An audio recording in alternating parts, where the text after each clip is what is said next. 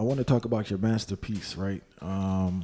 Salt, sugar, and fat. Yeah, so the first, sort of my first foray into this trillion-dollar industry was over accidental contamination, right? Salmonella, E. coli in meat, right? Which kind of opened the door.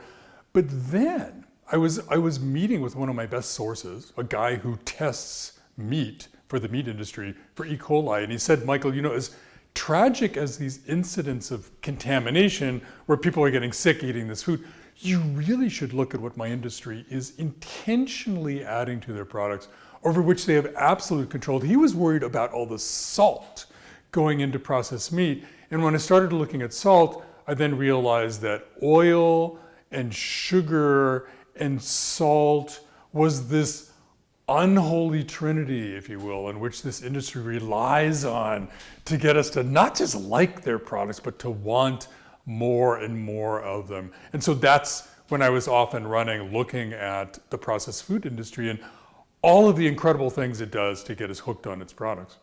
What was the most shocking thing you learned about the food industry while doing research?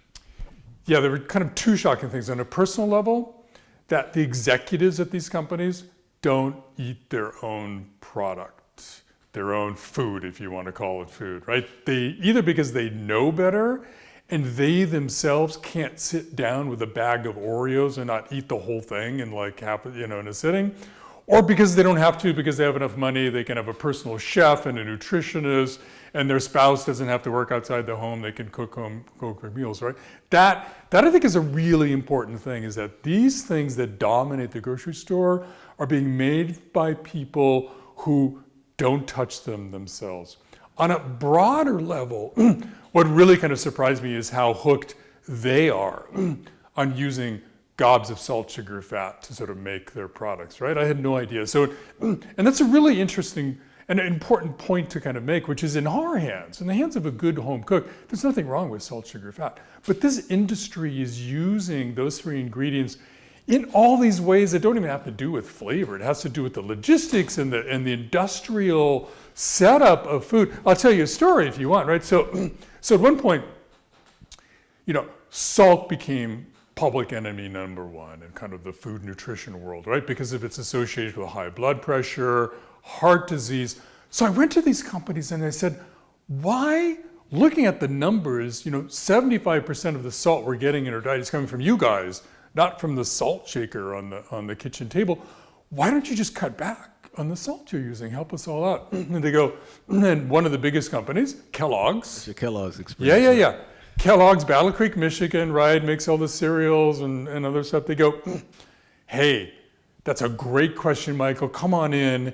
And we're not just going to talk to you about salt. We're going to eat some salt, or not salt, as it turns out. So they made for me special versions of their biggest sellers in the grocery store, but special because they didn't have any salt at all in them. And I have to tell you, it was one of the most god-awful tasting experiences I've ever had, right? So we started with the Cheez-Its. Normally I could eat those day in and day out, but the ones without salt, couldn't swallow them. They stuck to the roof of my mouth, right? Sorry. Because salt adds texture and solubility. We moved on to the frozen waffles, put them in the toaster. They came out looking and tasting like straw, because salt to the industry adds color and then flavor to something that doesn't have any flavor on its own. But the real killer were the cornflakes. I didn't even know cornflakes had salt in it, but oh boy, do they, right? So these cornflakes without any salt at all, put them in the bowl, poured some milk over them, took a spoonful, and the chief spokeswoman for the company sitting there, and she gets this look of horror on her face. She swallows and she blurts out, I taste metal, M-E-T-A-L. And I'm thinking to myself, yeah, I do too. I thought one of my fillings came out and was like sloshing around in my mouth. And the chief technical officer is also sitting with us. He's in charge of all things scientific. And he starts chuckling. He goes, yeah, not everybody will taste that metallic taste, but one of the beautiful things about salt for us is that it will cover up some of the bad notes, they call it, meaning bad taste, that are inherent to processed foods. And because they dump so many like minerals into cereal to make it appear to be healthy for you, it has that metallic taste. And the solution to metallic taste, right, is to put more salt into it. But the real challenge they have in the processed food industry is meat. Because when meat gets rewarmed, like in a can of vegetable beef soup, the fat in the meat oxidizes and it gives off what these chemist flavorists in the industry describe as the taste of wet dog hair. Believe it or not, that's actually a term that they use. And can you guess what the solution is to wet dog hair taste in a can of vegetable beef soup? More salt, right? So that's when a light bulb went off in my head.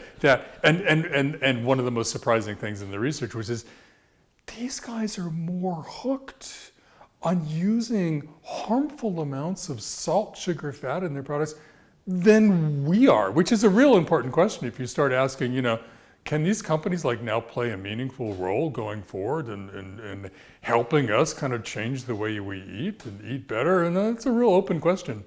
I want to jump back to what you said in regards to the CEOs or upper management not using their products. It seems similar to the tech company right now, because I recently saw a documentary and they were saying how they themselves don't use these applications and they try their best to keep their children off of it. Yep. Right? So it's just a vibe where it's like illegal drugs, bro. You're not supposed to use your own. You might be referring to Social Dilemma. Social Dilemma on Netflix. Tristan Harris, I have to tell you a funny story. When Salt, Sugar, Fat came out, Tristan visited me at the New York Times where I was back at work, and he brought a copy of the book. And he opened it up, we're having a conversation. He has he's this tech whiz kid who, invented a lot of the bad stuff in the industry. Now he's working to help people get themselves unhooked on things like smartphones and stuff. But he has every third paragraph underlined in a different highlight color. And I go, Tristan, you're really into food, huh? And he goes, no, not at all, Michael. But your companies that you're writing about in Salt, Sugar, Fat are doing exactly what my companies in the big tech world are doing, to use psychology, to use engineering to get us hooked on their products. And I think that I can learn some things looking at the deviousness by big food that can help me sort of combat what's going on in the big tech world. So there's a lot of parallels between those two worlds. Yeah. All right. And one more I want to ask. How did writing this book impact your eating habits? I've always been something of a little bit of an athlete. I run for exercise. And, my wife, I had 2 boys that we were raising at the time. And frankly, we talked about the bliss point, right? This term that the industry uses to talk about the perfect amount of sugar in their products.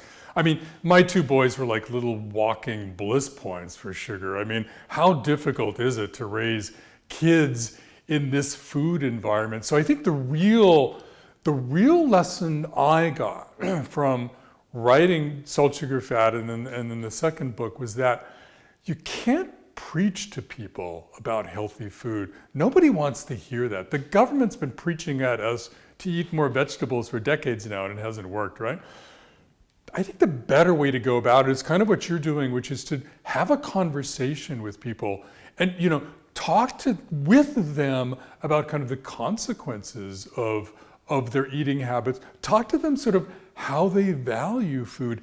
And you can do that with kids. And so that's kind of what we started doing with our kids, was having this conversation, not saying don't eat junk food, but saying, look, here's what the companies are doing to get you to eat their junk food. And kids really get it, right? They really get this sort of situation where the man, right, is coming into their lives, telling them what to do. And that, of course, happens in communities, whether it's smoking or painkillers or processed food. Kids really get that they have an opportunity here to empower them if you engage with them as real people. And so that was the big lesson from my own experience.